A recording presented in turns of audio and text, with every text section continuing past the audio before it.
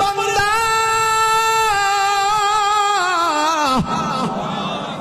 তোরা যখন কপালটারে আমার জমিনের মধ্যে লাগাইয়া বলবি সুবহান রাব্বিয়াল আলা, নবী বলছে উম্মত এমন ভাবে নামাজ পড়বা যেন তুমি আল্লাহরে দেখতেছো।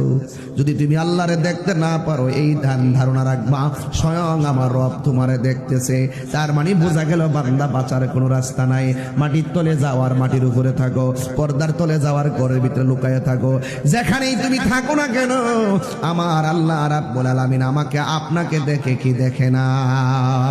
ওই কঠিন মুসিবতে সুদ করে পেট হয়ে যাবে ঘরের মতন, আর পেটের ভিতরে থাকবে হারাম টাকার গুলারে সাপ বানাবে। এই সাপগুলো আপনাকে সবল দিবে, আর মার মনে কষ্ট দিলে ওই গায়ের মধ্যে আগুনের শিকল ধরাইয়া দিবে। ওই সময় তোমার গায়ের চামড়া বেদ করে হাড্ডিতে আগুন লেগে যাবে। আর তুমি যদি গীবত করো, ভাইয়ের বিরুদ্ধে কথা বলো, নিজের নখগুলা বড় হয়ে যাবে।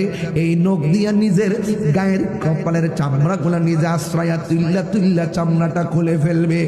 এমন কোন আমল নাই, বদ আমলের আলাদা আলাদা শাস্তি। ও যুবক, যদি দুনিয়ার জমিনে জিনা করো, বিবেচার করো, জাহান্নামের আগুনে একবার ডুববা, আর একবার তুমি বের হইবা। সুদ খাইলে রক্তের নদীতে তুমি হাবুডুবু খাইবা, যে এই নদীর পানিটা হবে জাহান্নামের আগুনের মতন গরম। যুবকের দল, আল্লাহ রাব্বুল আলামিন কোরআনে বলেছেন ওই কঠিন মুসিবতে মানুষ পানি পানি করে কাঁদবে। ওই কঠিন মুসিবতে সর্বপ্রথম একটা আমলের হিসাব হবে, ওই আমলটার নাম হবে নামাজ। ওই আমলের নাম হবে নামাজ। আল্লাহ রাব্বুল আলামিন হাবিব বলেন নামাজের হিসাব না দিয়া একটা কদম সামনে যাইতে পারবে না। ওই সময় নামাজের হিসাব নেওয়া হবে। যুবকের দল, ওই কঠিন মুসিবতে সব মানুষ নিজের গ্রামে নিজেরা সাঁতার কাটবে। আরে নামাজ পড়ছি আমরা, কবুল হয়েছে কিনা গ্যারান্টি কার্ড আমার কাছে নাই, ওয়ারেন্টি কার্ড আমার কাছে নাই। এখন কিতা লইয়া হাসরের মাঠে উঠবেন কোন ভরসা?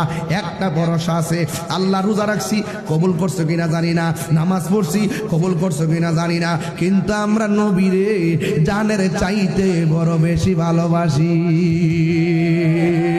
ও গো আমার নূরের নবী, দেখিতে চাই তোমার নূরের ছবি। বলো গয়া নবী, দেখিতে চাই তোমার নূরের ছবি। আহা জন্ম আমার বাংলাদেশে, জন্ম আমার বাংলাদেশে, রেখেছো আমায় পাগল করে।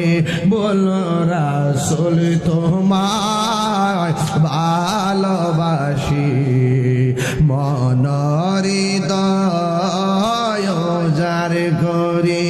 বলো বুকের মাঝে জ্বালায় আমার, দূর হবে তো আমার দিদারে